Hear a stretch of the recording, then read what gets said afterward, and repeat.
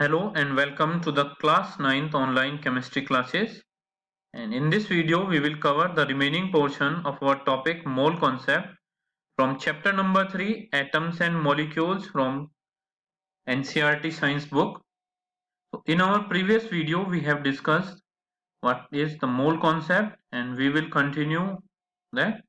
To find the gram molecular mass or molar mass of a molecule, we keep the numerical value the same as the molecular mass, but simply change units as above from U to G. ठीक है, हमें gram molecular mass या molar mass पता करना है अगर molecule का, तो हमने न्यूमेरिकल वैल्यू को तो सेम रखा, लेकिन जो यूनिट थी उसे U से हमने किस में चेंज कर दिया, G में. So for example, as we have already calculated, molecular mass of water H2O is 18 unit. हम पहले कैलकुलेट कर चुके हैं इसमें कि जो molecular mass है वाटर का वो 18 यूनिट्स है. From here we understand that, हम यहाँ से ये समझ सकते हैं कि 18 unit water has only one molecule of water.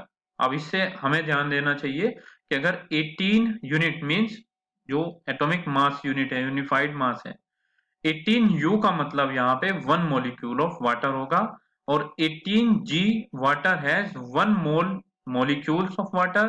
18 gram water के अंदर 1 मोल ऑफ मोलिक्यूल होंगे और वो इक्वल होंगे 6.022 इंटू 10⁻23 मोलिक्यूल्स ऑफ वाटर के. So chemists need the number of atoms and molecules while carrying out reactions. अब chemist को number of atoms या मोलिक्यूल्स की जरूरत पड़ती है जब वो एक रिएक्शंस को करके दिखाते हैं. रिएक्शन को रिप्रेजेंट करने का तरीका होता है ये. For this they need to relate the mass in grams to this number. तो इसके लिए वो क्या रिलेट करते हैं कि जो मास है वो ग्राम्स में लेते हैं और उसको इस नंबर से रिलेट करते हैं. So it is done as follows. If 1 mole is equal to 6.022 into 10 raised to the power 23 number and relative mass in grams, यानी 1 मोल इसके बराबर होगा एवोगैड्रो नंबर के, और जो रिलेटिव मास होगा ग्राम्स के उसके बराबर होता है. Thus a mole is the chemist counting unit. तो मोल जो होता है वो केमिस्ट का काउंटिंग यूनिट होता है. The word mole was introduced around 1896 by Wilhelm Oswald, who derived the term from the Latin word moles meaning a heap or pile. तो जो वर्ड मोल है वो इंट्रोड्यूस हुआ था 1896 में, और वो किसने दिया था, विल्हेम ओसवाल्ड ने, ओसवाल्ड. एंड उसने जो ये वर्ड डेराइव किया था वो एक लैटिन वर्ड मोल से डेराइव किया था जिसका मतलब हीप और पाइल होता है. A substance may be considered as a heap of atoms or molecules. तो एक substance को हम heap of atoms या molecule consider कर सकते हैं. The unit mole was accepted in 1967 to provide a simple way of reporting a large number, the massive heap of atoms or molecules in a sample. देखिए दिया कब था इस term को, 1896 में, लेकिन इस टर्म को जो एक्सेप्टेड हुई है वो 1967 में एक्सेप्ट हुई है, और ये बताती है मैसिव हीप ऑफ एटम्स और मॉलिक्यूल्स इन ए सैंपल. अब कुछ एग्जांपल्स गिवन है, let us understand them. Calculate the number of moles for the following, कि जो ये हमें दे रखे हैं इसके लिए नंबर ऑफ मोल्स निकालने हैं. You have 52 grams of helium, finding mole from mass. ये जो कॉन्सेप्ट है वो क्या है कि मोल गिवन है तो मोल निकालने हैं आपको मास से, कि मास गिवन है तो उससे मोल कैसे कैलकुलेट करते हैं. तो see here first before moving to the second part, कि नंबर ऑफ मोल्स हम n से रिप्रेजेंट करते हैं, गिवन मास को स्मॉल m से, मोलर मास को कैपिटल M से, number given number of particles को n से, और एवोगैड्रो नंबर को Na से रिप्रेजेंट करते हैं. You have to memorize this. Number of moles से स्मॉल n लिखा होगा तो नंबर ऑफ मोल्स, अगर स्मॉल m है तो गिवन मास होगा, कैपिटल M है तो मोलर मास होगा, और जो गिवन नंबर ऑफ पार्टिकल्स हैं कि अगर नंबर ऑफ पार्टिकल्स दे रखे हैं उसे n से और एवोगैड्रो नंबर को Na से.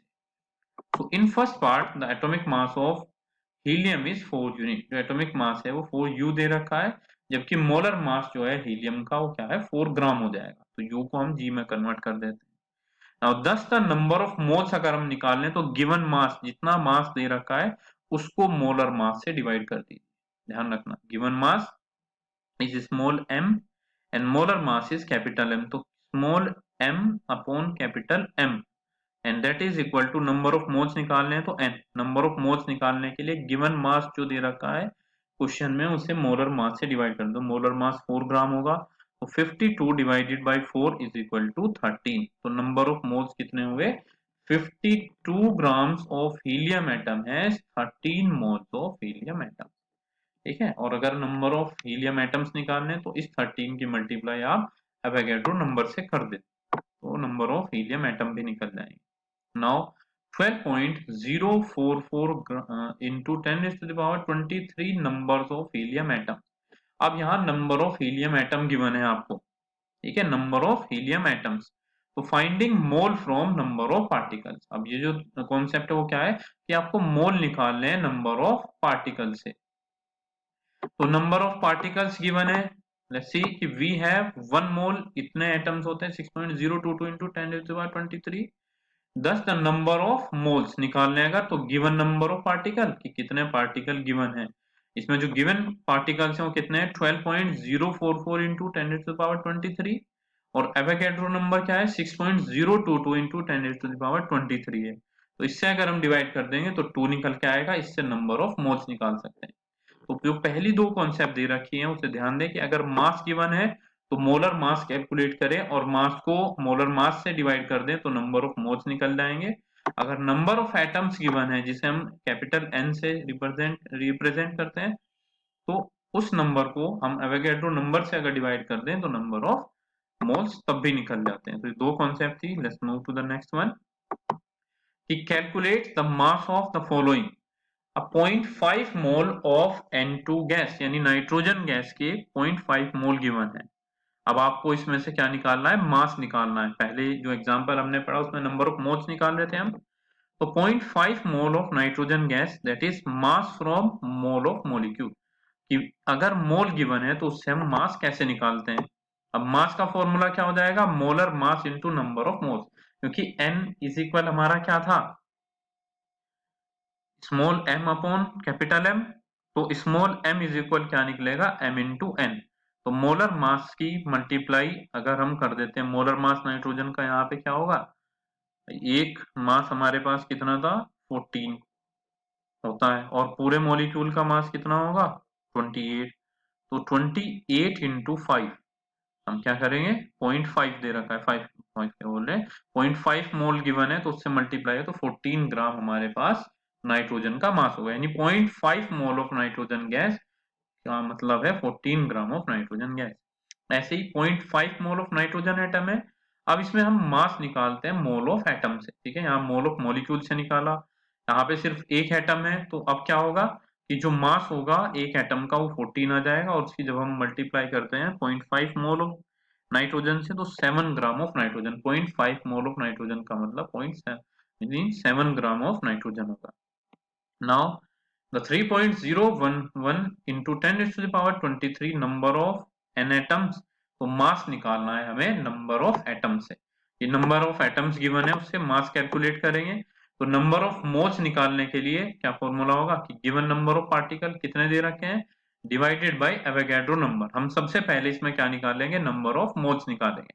अगर हमें नंबर ऑफ पार्टिकल्स दे रखा है तो हम क्या निकाल लेंगे? Number of moles. और एक बार नंबर ऑफ मोल्स हमारे अगर निकल जाते हैं तो हम उसको मोलर मास से मल्टीप्लाई कर देंगे और हमारे पास क्या आ जाएगा? मास आ जाएगा। फिर से ध्यान दें कि अगर आपको क्या दिया हुआ है क्वेश्चन के अंदर, नंबर ऑफ एटम्स दे रखे हैं तो पहले आप नंबर ऑफ मोल्स निकालेंगे और मास निकालने का फॉर्मूला यही रहेगा molar mass into number of moles. तो यहाँ पे जो वैल्यू थी ये हमें नंबर ऑफ मोल्स दे देगा। इस नंबर ऑफ मोल्स को हमने n की जगह रखा वैल्यू को और सोल्व करने के बाद 7 ग्राम आया।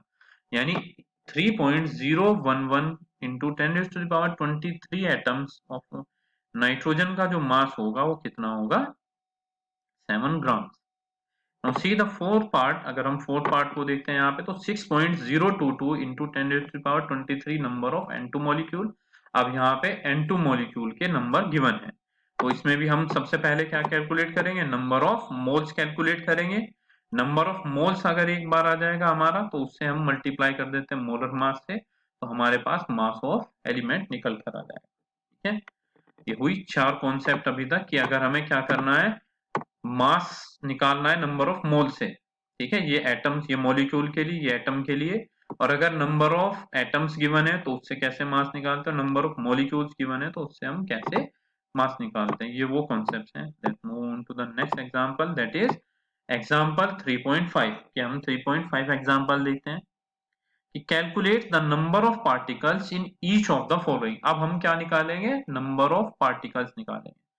पहले वाले में हमने क्या निकाला था, नंबर ऑफ मोल्स निकाले थे पहले एग्जांपल में, दूसरे एग्जांपल में हमने number of mass of molecule और एटम्स निकाला, और अब हम नंबर ऑफ पार्टिकल्स निकालेंगे। तो 46 ग्राम ऑफ सोडियम एटम, इसमें हम क्या कर रहे हैं, नंबर फ्रॉम मास से निकालेंगे। मास गिवन है उससे हम कैसे नंबर निकालते हैं, लेट्स सी। कि जो एग्जांपल है हमारे पास, ये नंबर ऑफ एटम्स निकालने हमें, तो given mass upon molar mass, ये वो क्या देगा हमें, number of moles into Avogadro number, इससे हम मल्टीप्लाई कर दें कि नंबर ऑफ मोल्स के गिवन मास, जितना मास गिवन है उसके मोलर मास से डिवाइड कीजिए, यानी नंबर ऑफ मोल्स निकालते हैं और एवोगैड्रो नंबर से मल्टीप्लाई करते हैं। सिंपली हम इसे n इंटू एवोगैड्रो नंबर भी बोल देते हैं, ठीक है। तो नंबर ऑफ एटम्स को n से रिप्रेजेंट करते हैं, स्मॉल m गिवन मास है, ये गिवन मास इज 46। सोडियम का वन एटम का जो मोलर मास होगा वो 23 ग्राम्स होता है, तो 46 डिवाइडेड बाई 23 2, और इसकी मल्टीप्लाई में एवोगैड्रो नंबर से, तो n जो आएगा हमारा इतना आ जाता है कि 46 gram of sodium has 12.044 into 10 raised to the power 23 atoms. Let's see the next example जो दे रखा है कि 8 ग्राम ऑफ ऑक्सीजन मॉलिक्यूल, कि 8 ग्राम ऑफ ऑक्सीजन मॉलिक्यूल ले रखे हमने, यानी नंबर ऑफ मॉलिक्यूल फ्रॉम मास, कि मास से हमें नंबर ऑफ मॉलिक्यूल्स निकालने हैं। एटम से सेम वही होगा कि the number of molecules that is given mass divided by molar mass into Avogadro number. Same यहाँ पे गिवन मास कितना था इसके अंदर, 8 ग्राम, जो मोलर मास है ऑक्सीजन O2 का वो क्या होगा 32।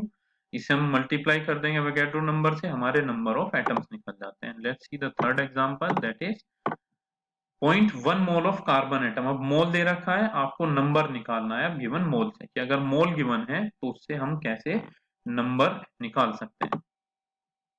यहाँ पे थर्ड एग्जांपल में the number of particle is equal to number of moles of particles, कि number of moles of particle कितने हैं उसे डायरेक्टली एवोगैड्रो नंबर से मल्टीप्लाई कर दो, तो डायरेक्ट आपका क्या आ जाएगा, नंबर ऑफ पार्टिकल।